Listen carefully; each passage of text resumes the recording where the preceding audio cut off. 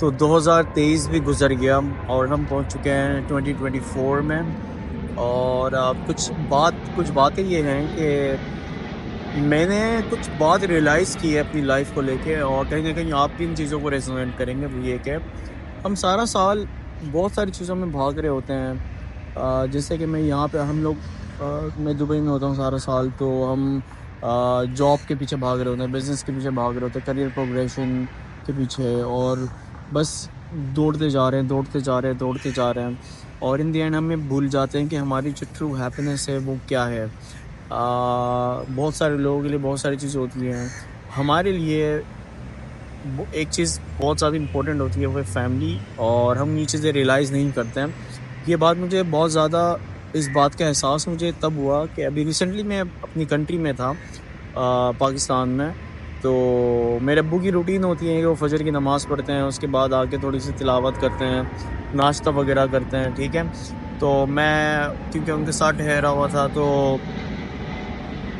वो अक्सर मुझे बोल रहे होते हैं कि अपने मोबाइल में जो है वो न्यूज़ लगा के दे दो, तो वो न्यूज़ देख रहे होते हैं, तो भी न्यूज़ चैनल लगा दिया। तो फिर क्योंकि ऑब्वियसली पाकिस्तान में होते हैं तो काम जॉब पे नहीं जाना होता, तो उठता हूँ मैं, तो उनके वो रूम में ही होते हैं, घर पे मेरे घर वाले होते हैं, अम्मी बहनें वगैरह दूसरे रूम में होते हैं। तो नाश्ता वगैरह आता है, तो मैं नाश्ता कर रहा होता हूँ, तो अब्बू मेरे सामने बैठे हुए हैं और मैंने न्यूज़ लगाई है, वो सुन रहे होते हैं और मैं नाश्ता कर रहा होता हूँ।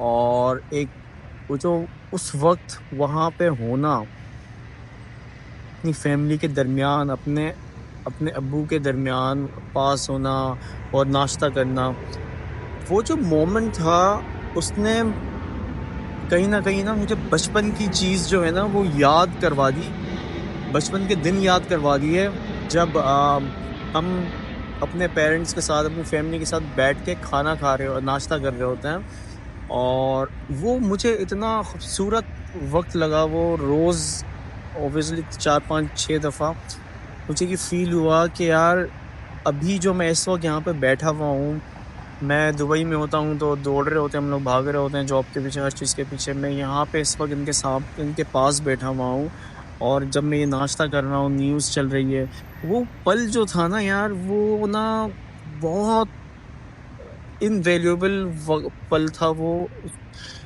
मैं आपको बता नहीं सकता, इतनी इतनी अंदर से मुझे राहत मिल रही थी, दिल में सुकून मिल रहा था, इतनी खुशी महसूस हो रही थी उस वक्त वहाँ पे होना। कोई किसी चीज़ की कोई फिक्र नहीं, नाश्ता हो रहा है। और क्योंकि बचपन में हम इसी सेटिंग में फैमिलीज़ के साथ बैठ के नाश्ता कर रहे होते हैं, तो हम ये चीज़ें मिस आउट कर जाते हैं।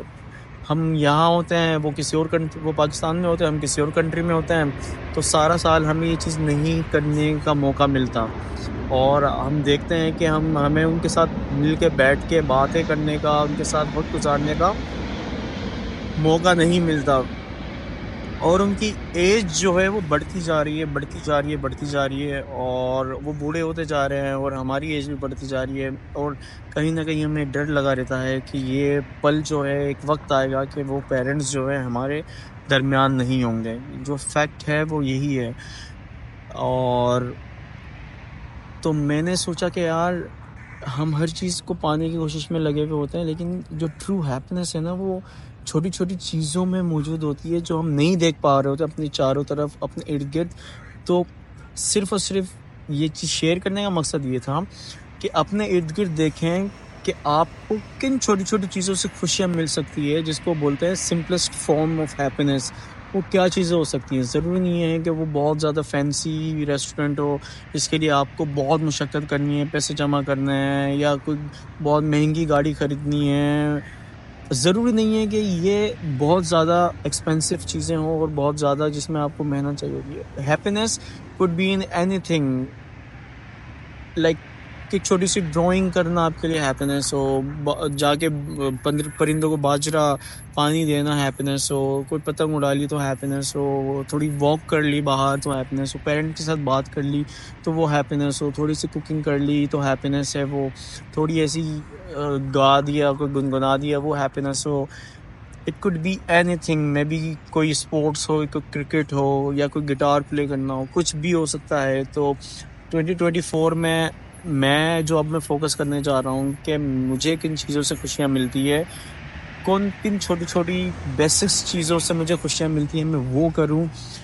लाइफ़ को इतनी ज़्यादा कॉम्प्लिकेट ना करूँ, खुद को इतना स्ट्रेस ना दूँ कि मैं बहुत महँगी, बहुत बड़ी, बहुत अच्छी चीज़ें लूँगा, ये चीज़ अचीव करूँगा तो मैं खुश होऊँगा।